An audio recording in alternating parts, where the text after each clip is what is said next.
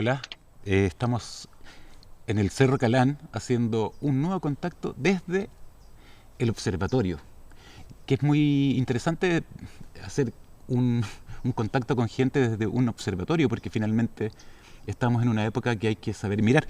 Vamos a, primero que nada, vamos a hablar de un señor que se llamó Alejandro von Humboldt, que fue un polímata. ¿Qué es un polímata? Una persona que supo mezclar arte, ciencia y un montón de otras experiencias, básicamente.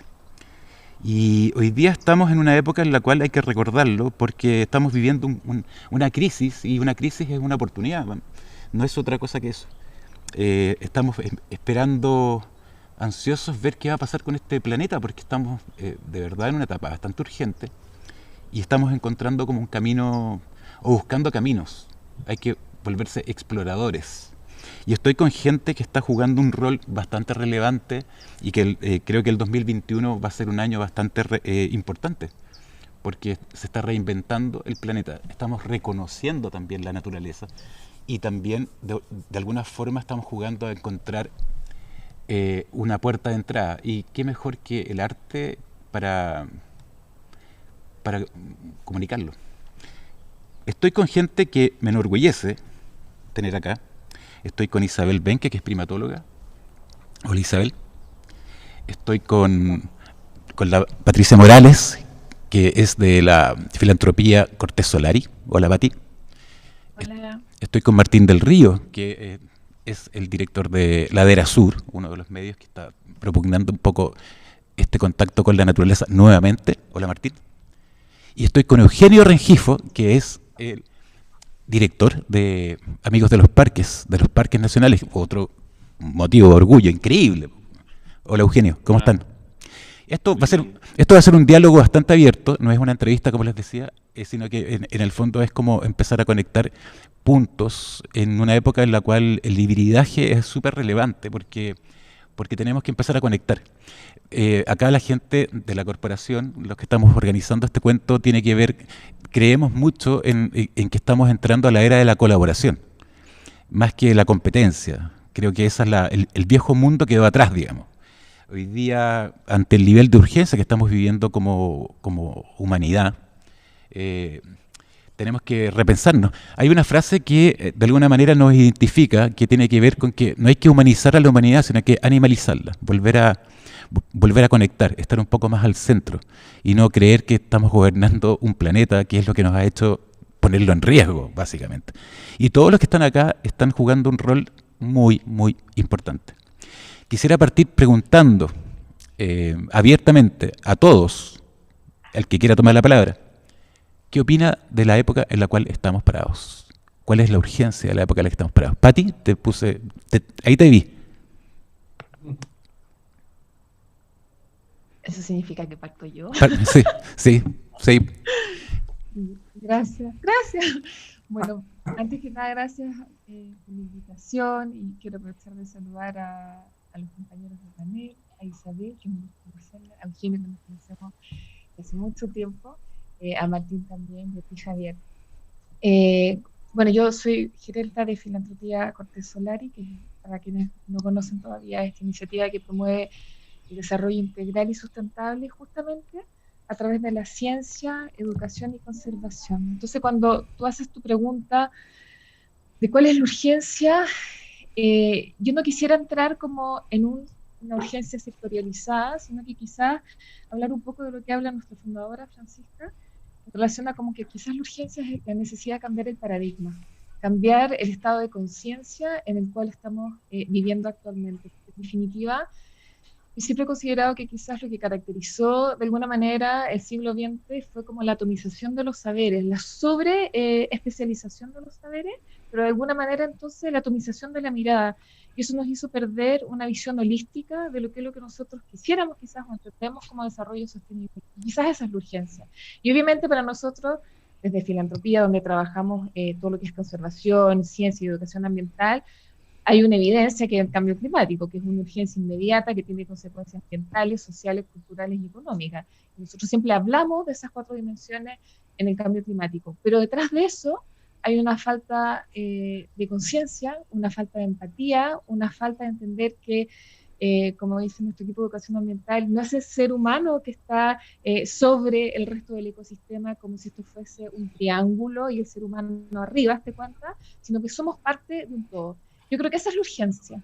Y eso tiene múltiples derivadas que vamos a probablemente conversar en esta reunión, en esta conversación entre amigos en el fondo, pero el punto es cómo cambiamos la conciencia, cómo cambiamos el paradigma, cómo nos ponemos de acuerdo en torno a qué necesitamos para avanzar hacia un desarrollo sostenible y qué consecuencias tiene eso entonces en la mirada científica, en la mirada ambiental, en la mirada conservacionista, en la mirada educativa, en la mirada artística, en la ciencia también, y en todas las demás dimensiones. Sí, es como el momento de reaprender, al parecer, ¿no? Algo por ahí, que en el A fondo reconectarse. a reconectarse, reaprender, entender que uno efectivamente aprendió cosas que ya están obsoletas. Ese es el punto en el cual nos encontramos, incluso como país, ¿no? Que en el fondo tenemos que hacer un reset y volver a revolver un poco la máquina. El, eh, Creo que, a ver, Martín, me interesa mucho un poco la visión tuya con respecto al por qué Ladera Sur hace lo que Ladera Sur hace. ¿Por qué están en el tema de la difusión? ¿Hace cuánto rato? ¿Cómo nace esa idea? ¿Por qué? Ok, hola a todos, hola Isabel, Eugenio, Pati, Felipe, todo un gusto estar aquí. Y bueno, me sumo un poco a lo que decía la Pati y también comentar un poco de la urgencia. Yo creo que el proyecto Ladera Sur humildemente es una pequeña respuesta al diagnóstico de la urgencia de que hay que actuar o hay que empezar a poner estos temas cada vez más en primera línea. A mí me pasa que lo veo mucho en la experiencia. Yo tengo 35 años y los cambios que yo he visto, puedo decir ahora en poco tiempo, es demasiado impresionante a lo que converso cuando lo converso con mis padres o con generaciones mayores en todo sentido. Desde que te muestran una foto cuando Concón eran puras dunas, que son los años, y esa escena no es no es el siglo XIX, es hace muy poco. Y ese tipo de cosas tan fuertes, de cambios que ha vivido, lo llevo ahora a Chile, en cambios del modelo o de cómo hemos evolucionado, yo lo he visto en mi, por decirlo así, corta vida muchas veces. Y eso creo que es un poco el diagnóstico de que ese desarrollo evolucionó de una forma que hay que cambiarlo. Más, ahora lo llevo al contexto general de lo que decía la Pati del cambio climático, que ayer leía que esta es la primera, desde que hay registros en las zonas centrales de Chile, es la primera primavera que no llueve, nunca. Van a ser 3 meses que no llueve, desde ahí. Entonces, esa urgencia es algo que llegó y ahora lo llevamos a tu pregunta de la era azul. Nosotros hemos querido mostrar esa urgencia y también lo veo en los cambios de que este fue un proyecto que nació, también digo humildemente, obviamente inspirándose en un Nat Geo que muestra la belleza del mundo, que muestra que es muy importante siempre dejarlo muy claro porque es una forma de educar e inspirar. Pero nosotros al año 2 o 3, a mí me pasó que dije como, chuta, el diagnóstico que está pasando o lo que está pasando no podemos seguir diciendo de que esta belleza es así solamente. Había que mostrar toda la parte, por decir así, no bonita de lo que está pasando. Claro.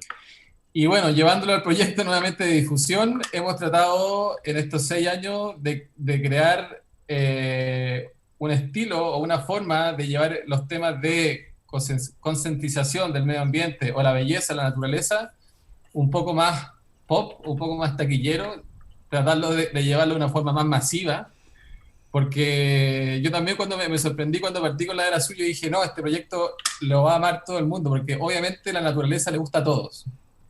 Y ese fue el primer cornete que recibí cuando me di cuenta que no a todos les gustaba o a todos no les interesaba. Y eso es como yo decía, pero ¿cómo? Si es obvio que las cosas son así, es obvio que hay que protegerlas, es obvio que las dunas hay que protegerlas, es obvio, y ahí te das cuenta de que, bueno, obviamente hay personas que piensan distinto, y eso fue lo que a mí más energía me da hasta el día de hoy con este proyecto, de tratar de masificar estos temas, de tratar de concientizar a más gente, de decir, oye, esto es real, oye, tenemos que cambiar la forma como nos estamos relacionando con el planeta finalmente. Y eso, un poco a tu pregunta nuevamente a la era sur, en grandes rasgos, es llevarlo de una forma entretenida, creativa, y también sin olvidar siempre el arte, que yo creo que vamos a ir también profundizando en la conversación. Esa es un lineamiento que va totalmente en conjunto y con la cultura, así que nada, yo creo que la urgencia, yo creo que todo lo que lo podemos decir es algo que realmente se está viviendo y nosotros tenemos la responsabilidad, los que estamos aquí, de tratar de impactar a más gente. ¿Sí? Ese yo creo que, aunque sea una identidad, tenemos que evangelizar, llevarlo a un término religioso, tenemos que evangelizar los conceptos de protección al medio ambiente, de tener una relación más sana. Claro, desde mi ámbito, ponte tú que son las comunicaciones, hablamos de la visibilización, que en el fondo hay que empezar efectivamente a hacer política apartidista, pero finalmente estamos haciendo política porque en el fondo tenemos que mostrar todo aquello que efectivamente puede generar un cambio en positivo, porque lo que está sucediendo afuera, lo que tenemos la idea acá, es que hay como una sensación negativa absoluta de que todo se está acabando. De hecho, hay gente que está pensando en irse a vivir a Marte, que es una locura absoluta, en vez de estar mirando hacia adentro, ¿no? Eugenio, también me gustaría saber un poco, desde tu punto de vista, tú ya tienes un camino recorrido con la Tompkins Foundation y hoy día con amigos de los parques. ¿Has visto que la masa crítica de gente se empieza a sumar, que la conciencia empieza a aparecer? ¿Cuál es tu diagnóstico con respecto a la audiencia? Que es un poco el tema de esto, porque estamos haciendo arte, ciencia y naturaleza, pero queremos expandirlo. ¿Qué te pasa ahí? ¿Cómo lo ves? Pasa que efectivamente en los últimos 20 años la conciencia yo creo que ha evolucionado a un reconocimiento de la urgencia y el valor de lo que implica la conservación para asegurar la vida humana en el planeta al menos. Pero vivimos permanentemente en una esquizofrenia que nos desconecta, en una ilusión, en un maya que nos pone un velo enorme arriba y nos hace sentir siempre desconectados de ella. Me tocó hacerle una clase ayer al curso de mi hijo Pedro en el colegio, por Zoom, porque no están yendo al colegio, que me pidieron que explicara como los ecosistemas, la biosfera, en fin, y partí haciéndolo respirar para que tomara conciencia que a través del aire, a través del agua, a través de distintas cosas, estamos, pero segundo a segundo, conectados con toda la comunidad de vida que nos rodea, porque parece un ejercicio muy abstracto, pero yo creo que desde Amigos de los Parques, en el fondo, una de las tareas importantes ha sido tratar de compartir experiencias que transforman a la gente. Si bien, como tú decías al comienzo, Javier, iba a decir Felipe, como siempre tengo mi interés. Me dicen Felipe desde que tengo 2 años, así que no te preocupes, eso es parte de mi... Yo le dije Felipe, perdón. Así es la vida, así es la vida. Dios me debía haber llamado Felipe, pero bueno, no estamos hablando de mí, estamos hablando de... Perdón, Eugenio, dale.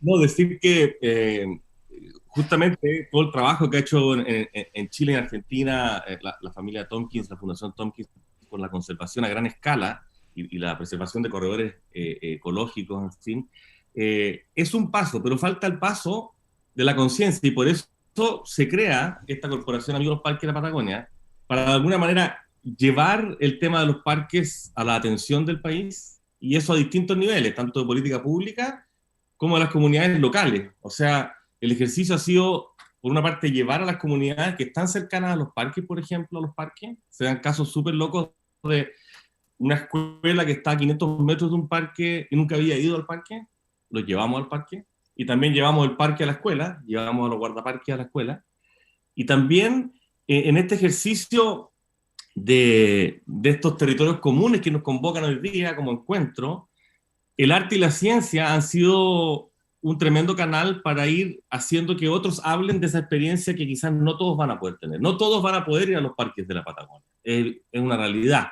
¿Cómo suplimos esa realidad? ¿Cómo entregamos una experiencia que los transforme? Probablemente el arte es un soporte que detona procesos de experiencia que no son, digamos, no pasan por el intelecto necesariamente, sino que por el sentir, por el vivir, por el realmente transformarse frente a algo. Y en eso ha sido de mucho soporte el tema del arte. Y la ciencia también, en esta suerte de nueva religión, de este nuevo Vaticano, de los paper easy en el fondo, decir es del saber nuevo pontificado de la ciencia, también ayuda a ponerle, digamos, una métrica aceptada en distintas realidades como una verdad medianamente irrefutable. ¿A qué me refiero? Al impacto, por ejemplo, de los parques en la secuestración de carbono, a la realidad del calentamiento global, aunque haya personas que ya van de salida, menos mal en el norte, ¿cierto?, que lo negaban, que estaban a cargo de un país muy grande. Existe en el fondo un llamado, yo creo, a converger y a romper este mito que decía Patti, de creernos separados, de creernos sobre la naturaleza, en el fondo, de realmente hacernos conscientes de que nuestra vida depende y es gracias a todo el resto de comunidad de vida de la que somos parte. Y eso es un ejercicio que requiere de muchas manos, de muchas voces, de mucha fuerza, y por eso, bueno, a excepción de Isabel, pero yo creo que vamos a trabajar mañana juntos, hemos trabajado con todo el resto en algunas bonitas tareas, así que invitadísima. No sé si fui muy disperso, ¿eh? Estoy como... No, todo bien, sí, es una conversación, no es un seminario, digamos, no estamos jugando a eso. Y sí, tiene que ver un poco con ser conscientes. Yo ahora estoy tú en el Cerro Calán y estoy mirando los árboles, y los árboles no son una decoración, finalmente son unos seres que están acá y hay que tener conciencia de que están aquí. O sea, como embajadores de ese mundo, el árbol es como, creo yo, demasiado importante. Es como saber ver. Y ahí es interesante tu visión, Isabela, porque finalmente una humboldtiana, como pocas, digamos, como poca gente, que tiene que ver con la exploración de verdad asombrarse con aquello que tienes al frente, que pareciera ser como algo que viene con la decoración, pero que es más que decoración, sino que en el fondo hay un asunto colaborativo entre el árbol y nosotros. Hay un asunto colaborativo entre la ballena que descubrí yo en Mary, donde trabaja la Patti, que también colabora con este ecosistema. ¿Cómo lo ves, Isabel? ¿Cómo ves el proceso? ¿Crees de verdad que esto es como el comienzo de la era de la colaboración o el reconocer que colaborando existimos mejor o algo así? Mm, Gracias, Javier. Primero estoy feliz de estar aquí y de verlos a todos ustedes. Claro, Martín lo conocí y a ti también, Javier, pero Eugenio y Patricia hace rato que los quería conocer, así que eso para decir gracias. Y segundo, me acaba de dar el mejor cumplido que me emociona, lo imposible más esto de ser humboldtiano, como humboldtiano por excelencia, que tiene que ver con lo que decía Martín, porque me demoré muchas décadas en darme cuenta que Humboldt existía y que estaba como bien, entre comillas, o que estaba como permitido ser así, pero me di cuenta que estaba como adentro, había estado toda la vida dentro como una especie de closet humboldtiano. Entonces, por ejemplo, me pasó que entrevistar a la Andrea Wolf, que es la gran historiadora alemana que escribió el libro La invención de la naturaleza, que es la vida, obra y pensamiento e influencia también Qué gran de entrevista. Alexander von Humboldt. Perdona que te interrumpa, qué gran entrevista fue esa. Ay, gracias. Es que ella es lo mejor. Y ella es humboldtiana de verdad también. Tiene unos cuentos. Lo mejor de todo fue la conversación antes de la entrevista, las cosas que me contó. Así que vamos a ver si la traemos a Chile. Pero bueno, esa es otra historia. Era porque me di cuenta de esta cosa de que yo creo que hay muchos de nosotros que estamos como, o sea, hablo personalmente, por supuesto, adentro de una especie como de closet humboldtiano, que como no se permitía en el sentido de que no habían carreras humboldtianas. Decía, pero yo quiero, me gusta en segundo medio te hace, pero tú eres humanista o eres científica y tienes que Sí. elegir si eres humanista o eres científico. Y si si te gustan los bosques, ¿cómo te va a gustar la literatura también? ¿Eso es ciencia o es arte? Y uno es como, pucha, pero esta cosa de andar viajando y de andar explorando, eso es como disperso. Un buen científico tiene que, o un buen X tiene que estar en su oficina de 9 a 5, eso es lo que hace la gente normal, etcétera. Como que hay muchas historias que estoy segura de que todos podríamos contar hasta el agotamiento, de cómo uno ha recibido estos mensajes que hoy día me doy cuenta que éramos, o sea, como que el ser humboldtiano no está concebido y aceptado, y creo que parte de eso es nuestra culpa y parte de eso es nuestra misión también. O sea, una de las cosas que, con respecto a la pregunta de qué es lo que te parece vivir en esta era, que lo encuentro tremendamente excitante, es poder como dar a luz más formalmente, de manera que otras personas puedan aprovecharlo, el ser humboldtiano, que es la experiencia integrada. Sí, es obvio, es lo que decía Martín, es obvio que uno como ser humano tiene experiencia integrada, po. Entonces no me vengan a decir que tengo que escindirme y solo puedo estar o en la experiencia estética o en la experiencia empírica. O sea, no hablemos de estupideces. Entonces creo que, o sea, eso era para partir. Me lo encuentro tremendamente excitante, esto como de parir lo que decía Martín, la obviedad de que la experiencia es la experiencia integrada. Y eso se conecta, por supuesto, con lo que decía Eugenio y Patricia, de que tiene que ver que es la experiencia transformadora, en este caso estamos hablando de la naturaleza. Nosotros como primates sociales, animales sociales, aprendemos a través de la interacción. Por eso es que nos cuesta también tanto el aislarnos y hacer todo en Zoom, porque tenemos menos capas de interacción, aunque por suerte que existe Zoom, porque igual estamos interactuando ahora, pero obviamente que lo pasaría mejor si fuera en persona, pero bueno.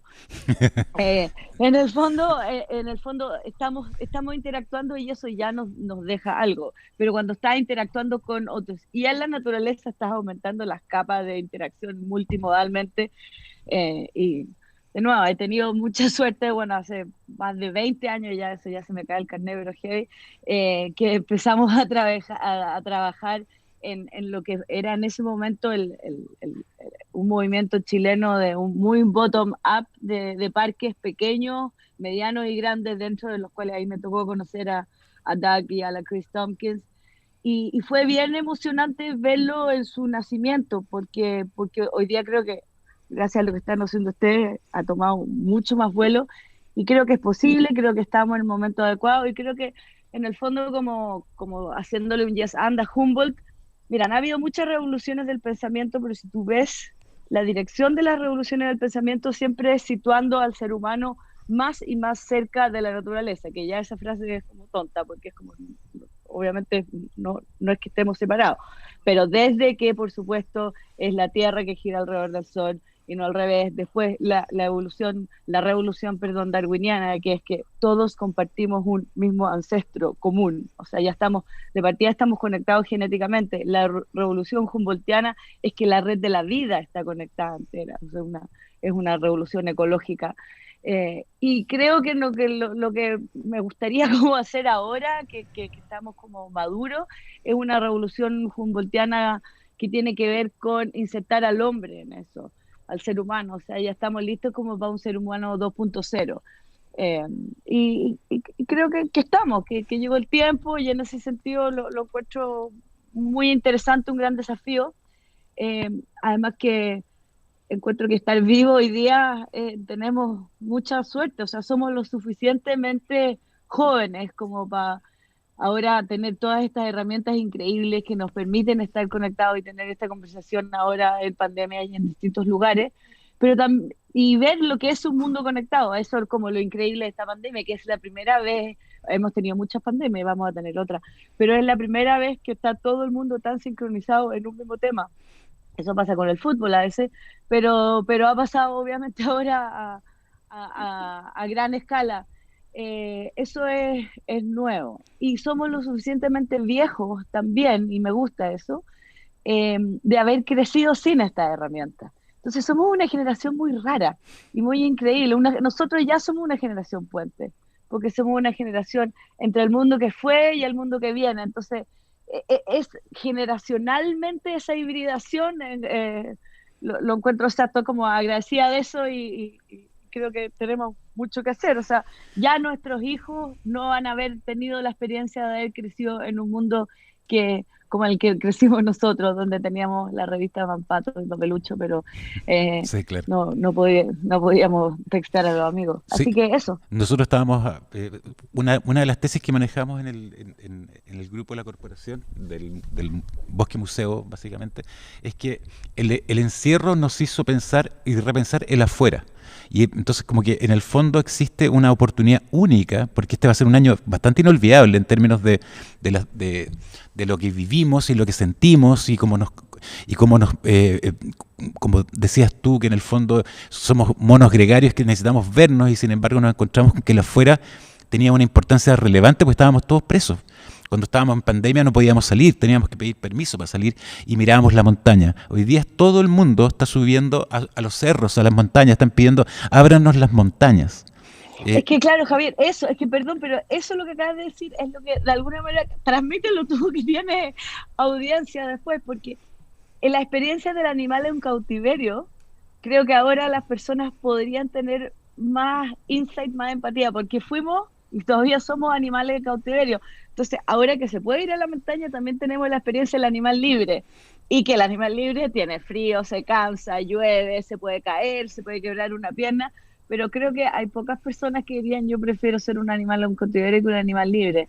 Entonces, ahí hay un link con la experiencia de lo salvaje que creo que después de este año, espero más bien, podría estar mucho más arriba del tapete. Yo creo, sí, lo que pasa es que yo creo que la oportunidad de la comunicación, que es donde me ha tocado trabajar a mí, tiene que ver un poco con que efectivamente el lenguaje crea realidad, entonces hay una oportunidad.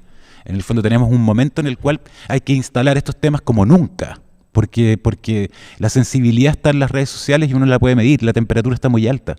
Y eso es muy bonito, digamos, porque más que el mundo se está acabando, que ojalá se acabe el mundo para que venga otro mundo. Necesitamos repensar, Humboldtear. Tenemos que Humboldtear esta cosa. Oye, no está tan malo nuestro mundo, no me lo quites.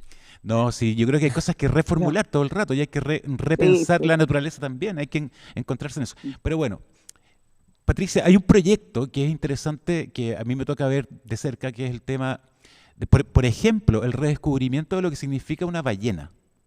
Por ejemplo, porque se habla mucho del árbol, pero sin embargo una ballena es... cuéntanos, ¿qué es una ballena?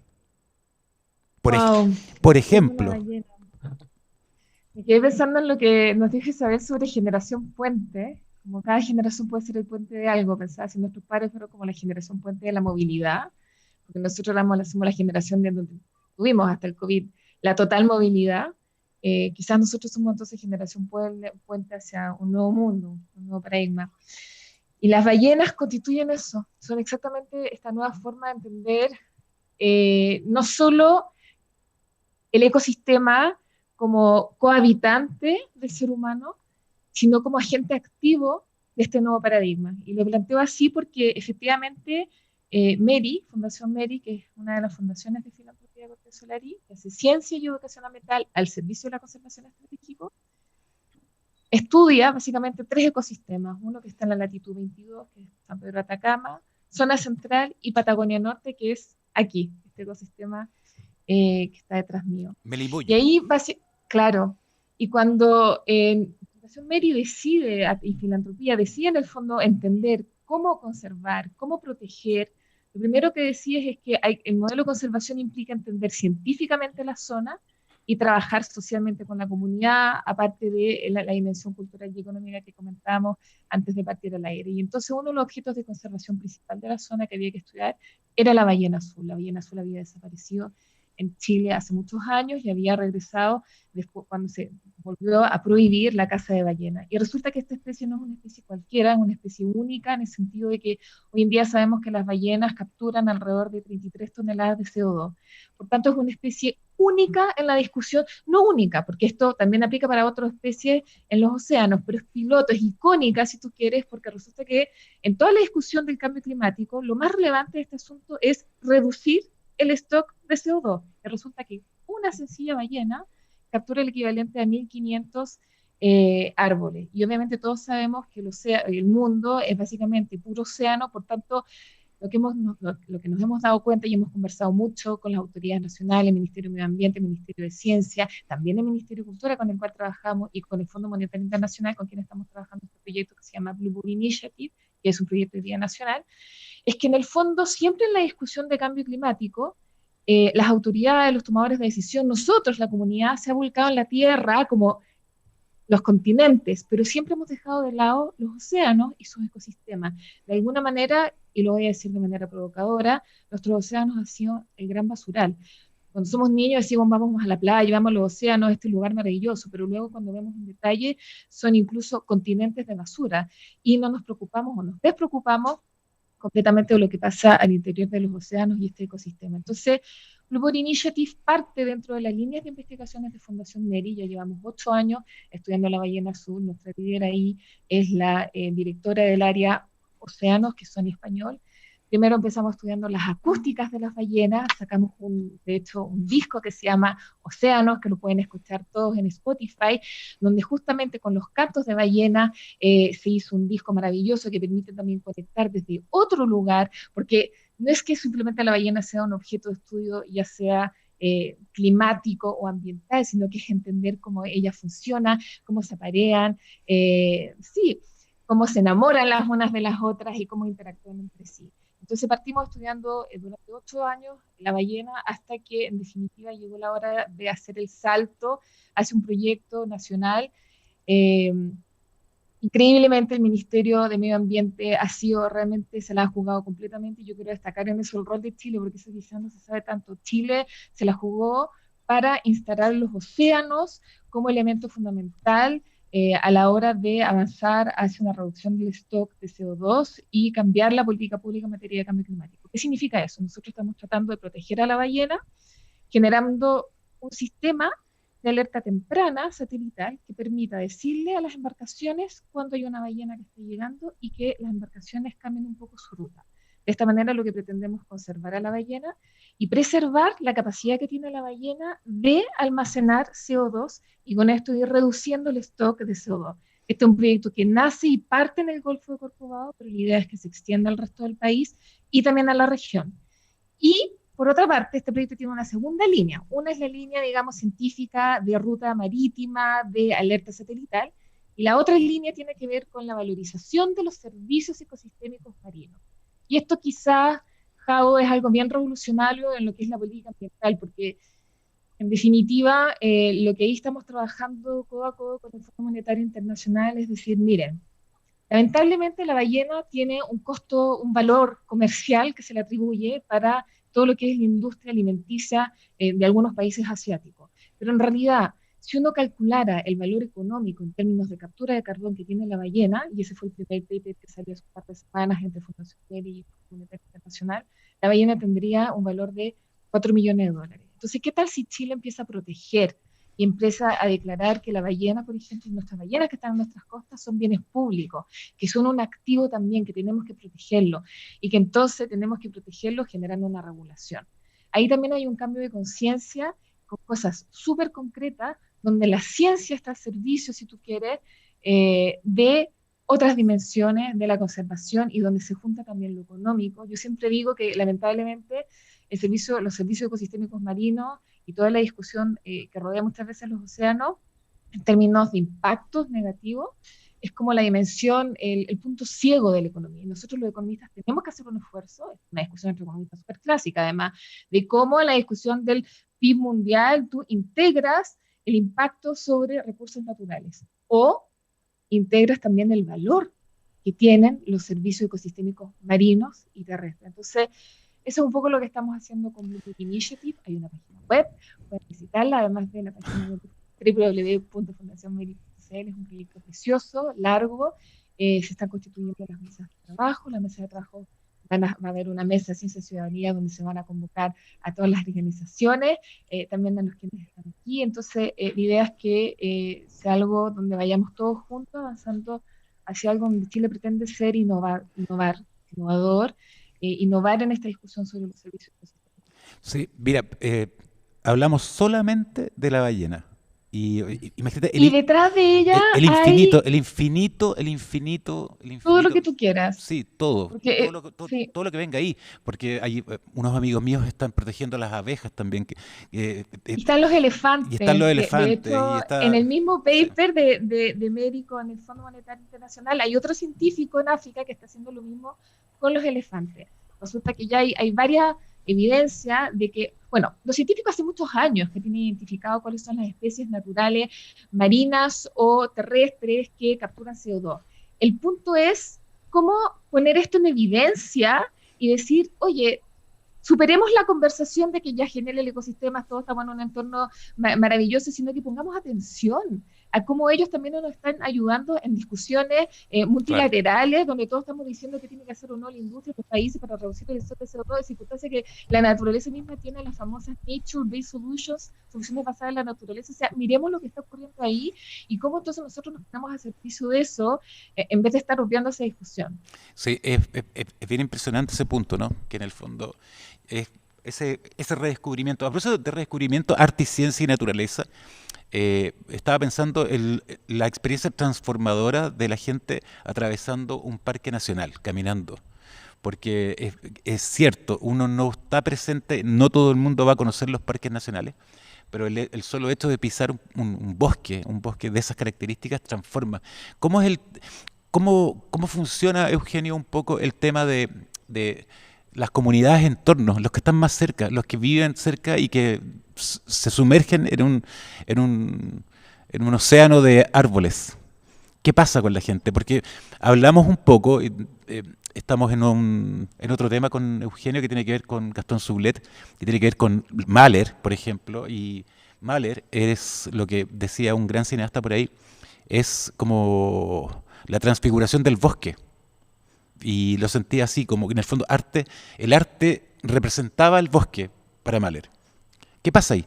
No sé si fui un poco confuso en lo que estoy preguntando, pero creo que hay algo muy interesante, cómo se une la música, cómo la música también transforma el bosque también, o algo así.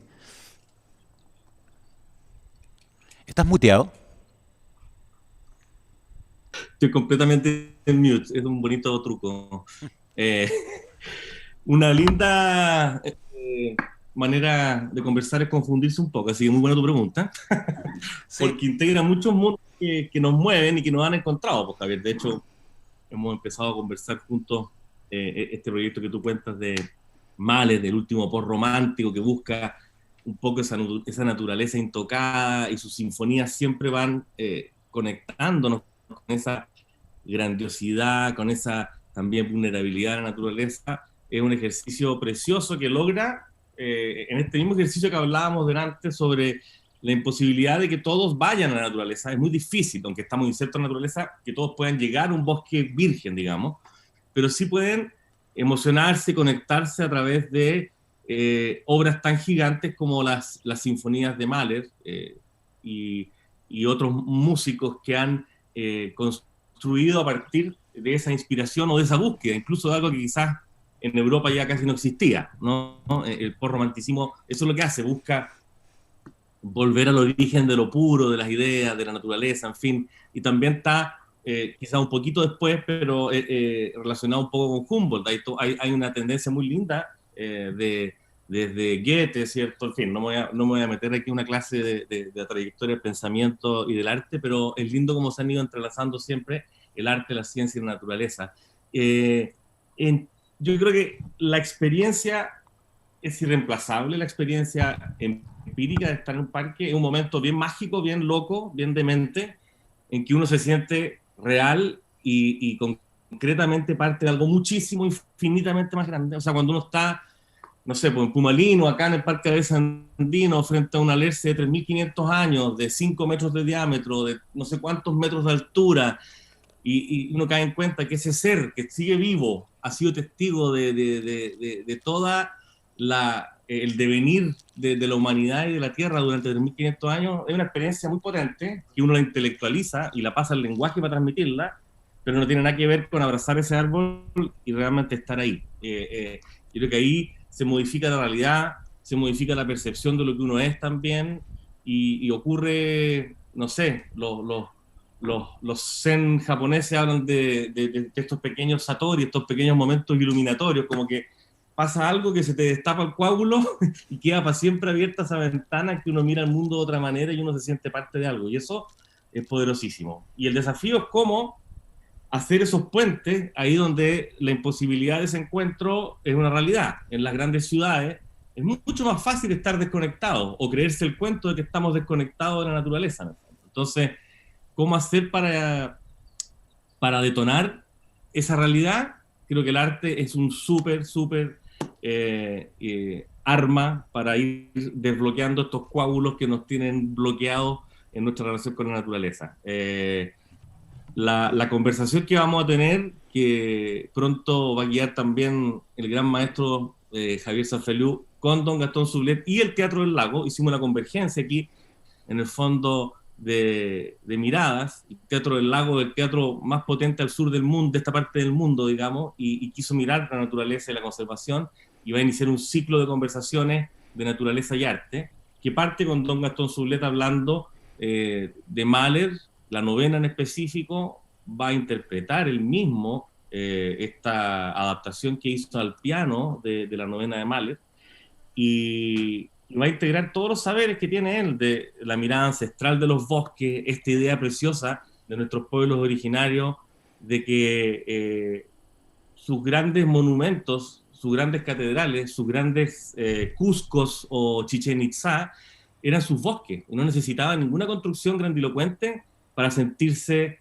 tremendamente parte de algo poderoso y magnánimo, como lo es un bosque de Araucaria en la novena, o un bosque de Alerce acá. Los guardianes del paraíso.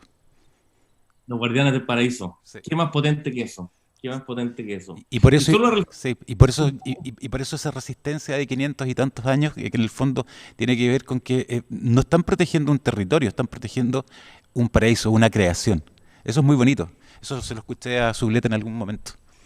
Y eso es como hay que relevarlo, hay que mostrarlo, hay que visibilizarlo, hay que entender un poco de qué se trata. Y por eso es importante, porque ojo, nosotros estamos en un proceso constituyente, que es muy bueno, más allá de lo político, porque hay que salirse un poco de estas cosas binarias, que tienen que ver con la construcción de este Chile, el Chile del 2021.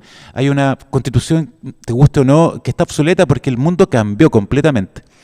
¿Cómo alterar un poco ese proceso para que el medio ambiente, el arte, la ciencia y la naturaleza tomen un matiz al interior de una nueva constitución? Es bellísimo. Creo que hay un acuerdo ahí. Hay muchas cosas que solucionar, hay desigualdades que solucionar. Pues la primera desigualdad es nuestra conexión con el medio en el cual estamos respirando, digamos. Y eso es importante también, por eso los medios son importantes, esta conversación es muy relevante.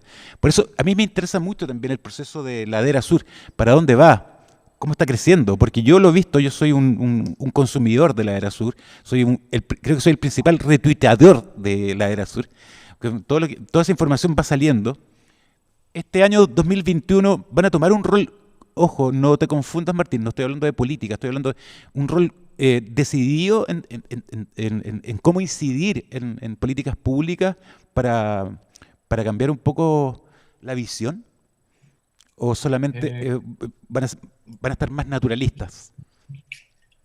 Sí, una buena pregunta. Es una constante discusión con la almohada, con el equipo que estamos detrás de esto. Un poco para sin latear, nuevamente vuelvo a la historia, a su inicio de la Era Sur. Sí, el proyecto nació mucho más ingenuo de lo que hoy tiene que ser. Como digo, nace con la idea de difundir y darle voz a todos los talentos que están trabajando anónimamente por estos temas. Pero yendo a tu pregunta puntual, sí, o sea, nosotros queremos ser un motor, un grupo, pongámosle una comunidad, pongámosle varios nombres a lo que podemos ser, donde pongamos todas las herramientas, pongamos todas las voces para influir y para darle más contenido a la discusión. Creo que nuestro rol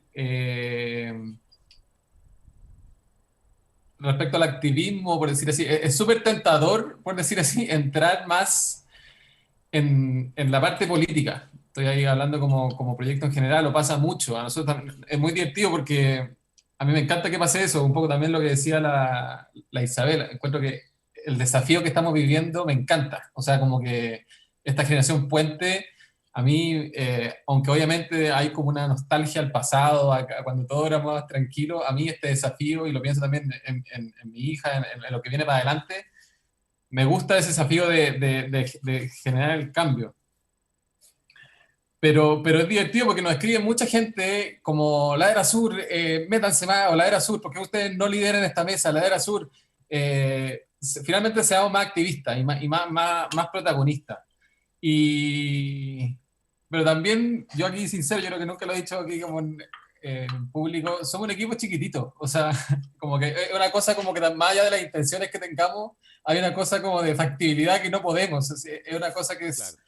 que como lo digo, me encantaría, nos escriben por favor Ladera Sur, al lado de mi casa hay un basural, denúncienlo, escriban, publiquen sobre eso, Claro. y a eso multiplícalo por todo el territorio chileno y multiplícalo por la causa desde ir a pelear a la minera hasta el basural de un sitio de Horacio. Entonces, a mí realmente, ¿qué hacemos? Porque es como, ¿cómo podemos ayudar? Insisto, somos un equipo chiquitito trabajamos 5 personas fijos, tenemos una red de colaboradores que son más de 200 personas, alianzas con más de 50 ONG, pero siento que no hemos podido hacer más porque no nos da la capacidad con el equipo que somos. Eso por una parte, pero ahí tu pregunta puntual respecto al proceso constituyente, nosotros vamos a tratar de meternos mucho más, pero desde el camino de la difusión, del camino que somos medio de comunicación, en informar y difundir lo que más podamos. Perfecto. Eso es como el rol que sentimos, porque como te decía en la primera intervención, es súper fácil quedarse en el Nat Geo Mood, que me encanta, que es solamente hablar de la parte bonita, y es súper atractivo porque además es más temporal. Hoy día publicamos sobre, no sé, sobre las ballenas y un reportaje sobre las ballenas, y mañana podemos hablar sobre los pumas y nos vamos y el mundo se está como, está la cagada, perdón, está como quedando un poco todos los conflictos como internos, y uno se queda como en son los temas como más temporales, pero eso cada vez más, como Ladera Sur, hemos tomado la decisión de ser súper, de meternos finalmente en la actualidad. Esa como finalmente, pero, insisto, de una manera súper propositiva. También nosotros... Eso te iba a decir, porque yo creo que, perdona que te interrumpa, pero tiene que ver con un cambio de paradigma. No es contra Sí. las cosas, es pro otras Eso. cosas. Claro. Y eso me pasa a mí todo el rato. Yo también tengo un poco esa personalidad. Trato de ser súper positivo, del vaso un poco más lleno, de que, bueno, si quedó este problema, veámoslo, cómo lo solucionamos. Si tú te ves, no sé, cuando nosotros presentamos un problema, si tú lo ves a nivel de titulares, no sé, si no es como, me acuerdo que con el tema de la Isla Riesgo, por ejemplo, no es como quedó así tirándonos en picada, sino decir, ¿qué pasó en la Isla Riesgo? Este es el problema, ¿qué identificar?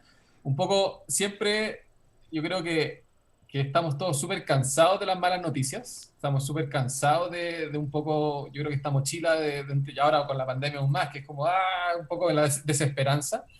Entonces, como proyecto, hemos tratado de que todo lo que aunque se presenten problemáticas, presentarlas de una forma en que sea propositivo o, por último, objetivo. Claro.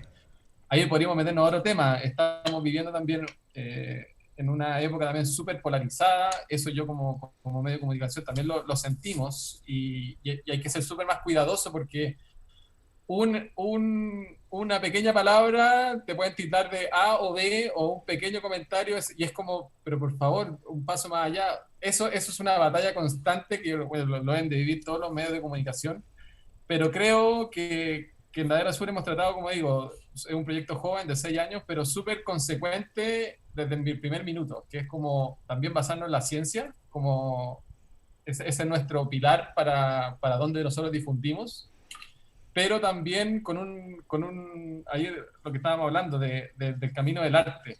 A mí ahí vuelvo a felicitar también, que lo dijeron a la Isabel, su entrevista a la Andrea Wolf, cuando dicen, por ejemplo, cuando ella dice, Humboldt finalmente fue, o cuando empiezan a explicar en qué minuto el humano separa la ciencia del arte. Y si íbamos al caso de Humboldt, él con su representación del Chimborazo, era la perfección completa de cómo explicar algo de una forma bella, porque así llega a la gente, pero con todo un contenido muy potente.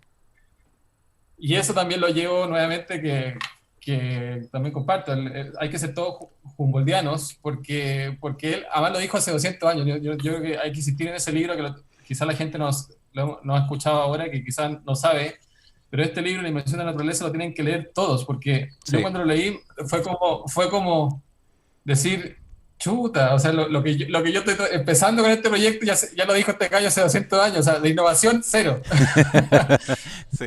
O sea, la era sur de innovación cero, pero lo que tenía entretenido finalmente es lo que dice la Isabel, sí, es este desafío de llevar este espíritu que, como dice ella, está en el closet de todo el mundo, pero si todos tienen esa conexión, sí, es obvio, es como, ¿cachai? Volvamos a ese tema, es obvio que también lo que dice Eugenio, que si tú te pones a caminar dentro de un bosque te va a hacer bien, ¿cachai? Ahora nos encanta ponerle nombre a todo, o sea, nosotros mismos en la Era Sur sacamos ahora una nueva tendencia que se llama grounding, caminar a pata pelada, y es como, bueno, ¿para qué ponerle ese nombre? Pero lo bien que te hace caminar a pata pelada Sí, por sí, la tierra. sí, po. Ahora todo se le pone nombre, pero es como toda la cosa que finalmente es obvio que si también leía, la gente empezó a ir a las playas porque le hacía bien el sol y bañarse en agua fría y una cosa como de salud también. Sí, todo el rato. Entonces, es una cosa, bueno, también, perdón, estoy como muy disperso, pero quiero decir que como la era sur, volviendo a tu pregunta inicial, sí, vamos a entrar este año 2021 a tratar desde la manera de la difusión, desde la manera de todos los proyectos que hacemos, ya sean conversatorios, festivales de cine, concursos, charlas, seminarios, todo desde una visión en aportar en contenido para que los tomadores de decisiones eh, valoren y sepan que la temática, llamémosla así ya nuevamente, como el día, la naturaleza, gran parte, tiene que estar en Presente. todo. Como nosotros una vez hicimos un conversatorio que se llama La naturaleza primero, cuando también hay un proyecto del gobierno, los niños primero, está bien, me sumo 100%, pero también tiene que ser la naturaleza primero, si es obvio. Nuevamente, esa es mi frase, es obvio, como que esa es la raya que siempre me pasa, es obvio. Perfecto. Oye, Isabel, tú me comentabas en off que está todo pasando con el mundo de arte y ciencia allá donde estás. Tú estás en Nueva York ahora, pero cuéntame un poco. ¿Hay más movimiento que antes? ¿Está pasando también como una forma de... el remesón también empezó a sacar toda la tierra que estaba arriba de los mesones? ¿Qué está pasando allá? Ah, me acusaste. Eh, Está lloviendo aquí, hace mucho frío. Eh, sí, es que, a ver, ¿qué está pasando en lo puntual con la pandemia? Pues lo han visto en las noticias. Nueva York tuvo un pic muy grave en abril y después el verano estuvo más abierto. Eh, esta ciudad, en verdad creo que sirve pensarla como un bosque, en el sentido que al igual que un bosque, como más bien como un bosque tropical, pero frío, porque es muy densa, hay alta biodiversidad, y a eso no me refiero solamente a las ratas y a las palomas, sino que hay una alta biodiversidad de distintos tipos de ser humano, o sea, y eso si leen como a Geoffrey West y los que trabajan en sistemas complejos, hay métricas que se pueden comparar de diversidad en sistemas. Entonces, como la diversidad del sistema de Nueva York es de la misma manera que un bosque tiene alta biodiversidad, esta es una ciudad que tiene alta biodiversidad. ¿Por qué te lo digo? Porque creo que tiene que ver son ecosistemas donde se producen muchos choques, donde hay grandes colisiones de cosas distintas. Obviamente esas cosas son maneras de pensar que son traídas por las personas que vienen de muchas partes distintas y que traen tradiciones muy distintas. Entonces, en términos de arte y ciencia, por eso me gusta mucho, creo que es un ecosistema altamente creativo. El hecho de que sea tan densa en la ciudad te hace imposible, de nuevo, no chocar. Me da la misma sensación estar acá que cuando estaba en el Congo o en las selvas del sur de Chile. Tú estás constante, te lo digo muy en serio, lo he pensado mucho. No es como solamente en la selva de cemento, la jungla de cemento. Creo que funciona a niveles, de muchos niveles, porque mira, cuando tú estás en la selva de partida, ningún día es igual que otro, porque estás siempre, entre comillas, chocando, estás siempre aprendiendo. Hay un pájaro que suena distinto, hay un animal que te sale por un lado que no pensaba, te preguntas de la interacción de este hongo con este árbol, etcétera, etcétera. Esta ciudad me hace un poco lo mismo. Pero, ¿por qué te lo menciono? Porque creo que hay algo acá en cómo coexisten las distintas especies y los distintos nichos humanos en esta ciudad que trae muchas lecciones, primero en la coexistencia humana en general. que eso tiene que ver con la polarización y todo. O sea, acá en verdad coexisten, no tenemos que ser todos iguales, no tenemos que pensar todo igual, ¿hasta cuándo? O sea, está bien que algunos piensen distinto que uno, no tenemos que cancelarlos, ni que eliminarlos, ni tratar de someterlos a nada. Aquí la diversidad de pensamiento que hay es gigantesca y de alguna manera hay una coexistencia que es muy virtuosa, que obviamente tiene muchos lados oscuros, pero de nuevo, el lado oscuro, cualquier artista sabe que el lado oscuro y el lado claro coexisten. No se trata de separar los buenos de los malos, ni, ni como es Cowboys and Indians. Esa es otra manera de pensar que creo que está muy, que no nos sirve más. Me gusta otra cosa, otro legado humboldtiano es el legado de pensar en sistemas complejos, Claro. donde no solo está todo interconectado y surgen de interacciones, sino que además no puedes separar el mundo de nuevo, en blanco y negro. ¿Ya? Pero la razón que te lo mencionaba es porque creo que hay una lección en el valor de mezclar, de integrar, que es que Nueva York mezcla, pero en Chile lo podemos hacer si tenemos las personas y tenemos los lugares. Una de las gracias que tuvo Humboldt, mira, Eugenio mencionó a Goethe como parte de la gran tradición de arte y ciencia de la historia del pensamiento. Lo que tal vez no todos sabíamos, es que, mira, la cabeza de Humboldt ya era una cabeza muy empírica. Entonces él estaba obsesionado con sus instrumentos, ¿ya? Por muy buenas razones, sí. La realidad empírica existe y por eso es que la ciencia, como dice Dawkins, science works, bitches. Entonces, Sí. eso es gracias a que existe una realidad empírica. Pero por supuesto que también tenemos realidades intersubjetivas y tenemos experiencia estética. Iba a decir algo, bueno, no, iba a decir una mala palabra, pero Dila. el suertudo, de Humboldt le tocó pasar mucho tiempo en la ciudad de Jena antes de venir a Sudamérica. Entonces, bueno, venir a Sudamérica, estoy ahí con ustedes, obviamente, por eso digo venir, no ir. Eh, entonces, el tiempo en Jena, él estuvo viviendo con Goethe y con Schiller y con toda la comunidad de poetas y artistas que vivían ahí. Entonces, cáchate el entrenamiento que tuvo este gallo con tanta suerte, que él ya antes de llegar a Sudamérica con su misión empírica de sus instrumentos y querer entender cómo funcionaba la naturaleza aquí y las correlaciones entre la altitud y la latitud y cómo estaba todo conectado, que fue el Naturgemälde que hablaban antes, él venía con una experiencia integradora de arte y ciencia que se la dio gracias a haber convivido, bueno, gracias a haber convivido con Goethe, no es menor, pero en el fondo, Claro. y no podemos hacerlo por definición, pero eso es solamente que creo que tenemos que mezclar más, a eso es lo que voy. Que hay un círculo muy virtuoso que se da cuando mezclamos y cuando ponemos ya sea en una misma, se dice en una misma pieza, en un mismo bosque, en un mismo teatro, en un mismo Zoom, artistas, científicos, exploradores. Muchas veces las personas tienen adentro suyo esa diversidad también. Entonces, eso es una cosa que te quería decir, como que el valor de mezclar, Exactamente. una especie de edge of chaos, o sea, de mezclar tipos de personas en experiencias compartidas, porque es lo que decía Eugenio y Martín, bueno, todos ustedes, la experiencia transforma, eso es una cosa. Lo otro, con respecto al arte y con lo que veo en Nueva York, bueno, y en otros lugares, es que, mira, yo entiendo lo de evangelizar, ¿ah? Pero tal vez es una cosa de personalidad y de da lo mismo, haber pasado por muchas etapas, pero yo prefiero más ocupar el rock and roll. Eso es de nuevo una preferencia personal. Eh, Hace poco estuve en Woodstock, ¿ya? Y entonces me puse a estudiar lo que había pasado en Woodstock el verano del 68. El poder, obviamente, además como me gusta el rock, pero lo estoy pensando de una manera más amplia. O sea, creo que el arte tiene la fuerza del deseo, y la fuerza del deseo es una fuerza muy poderosa. Entonces, el rock, de alguna manera, o sea, y tiene ese componente, pero no es que sea solamente el rock, estaban hablando de Mahler, el arte en general.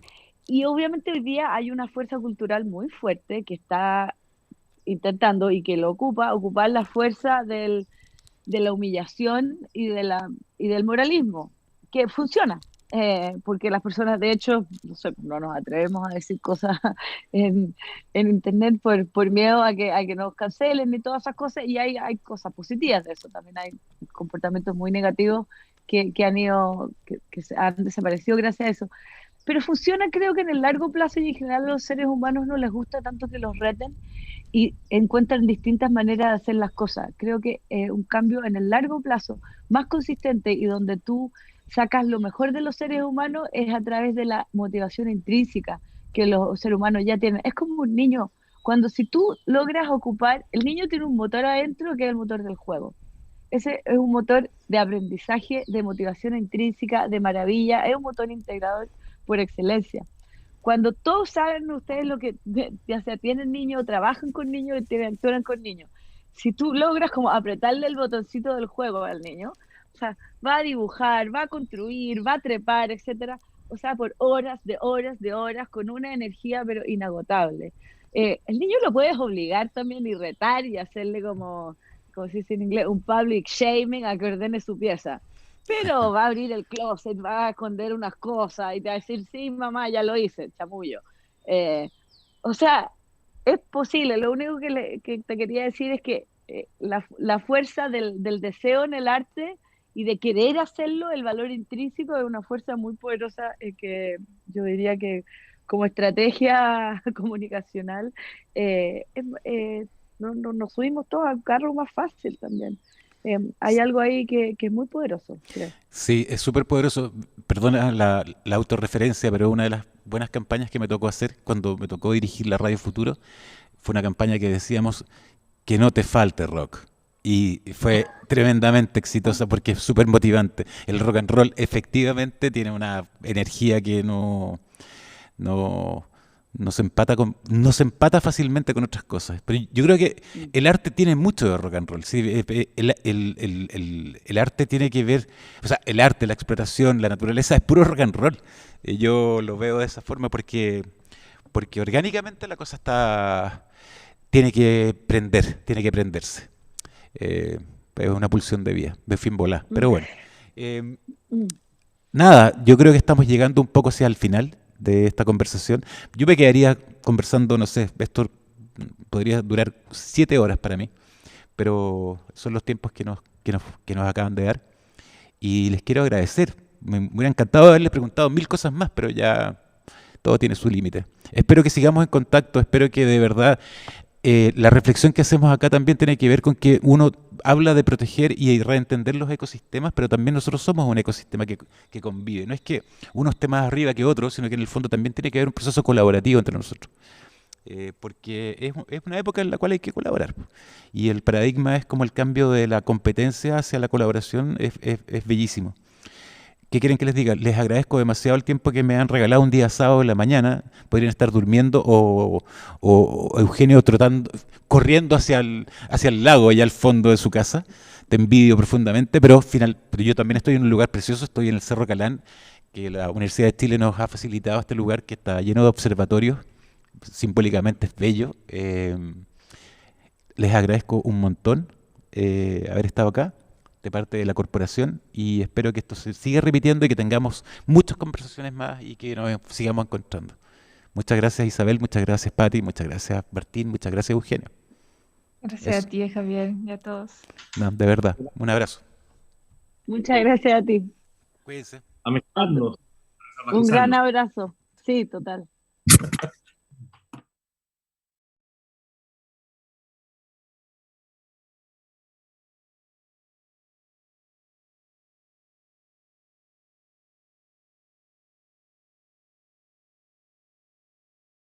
Habitante sufre, consciente o inconscientemente, la falta de paisaje, la asfixiante plenitud atmosférica y urbana. Nubes de humo de los incineradores de los edificios y de las chimeneas industriales empañan desde temprano el cielo. Aún bajo cielos puros, los techos están siempre polvorientos. No hay adentro ni alrededor naturaleza, ni árboles, ni pájaros, ni flores. Todo está mustio, agobiado bajo el peso del polvo humano. Millones de seres humanos se agitan en esta ciudad seca, entenebrecedora, árida, sin río ni mar en que descansen el ánimo y la vista. Los ojos se estrellan contra la piedra borrosa de la cordillera y se duermen presos en la red del polvo y de sus radiaciones electrónicas, con el imán cordillerano por almohada. Párrafo en defensa de la tierra, de Luis Oyarzún.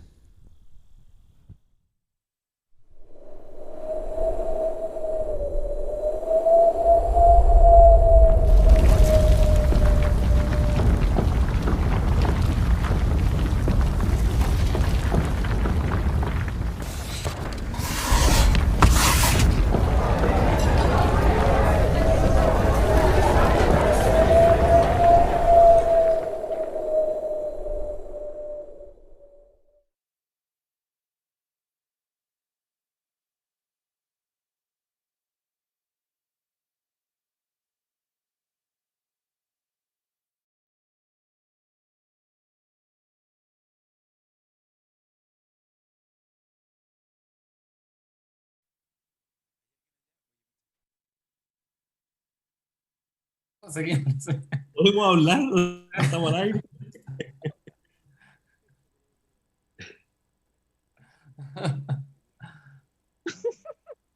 ¿Perdimos a Javier? Sí.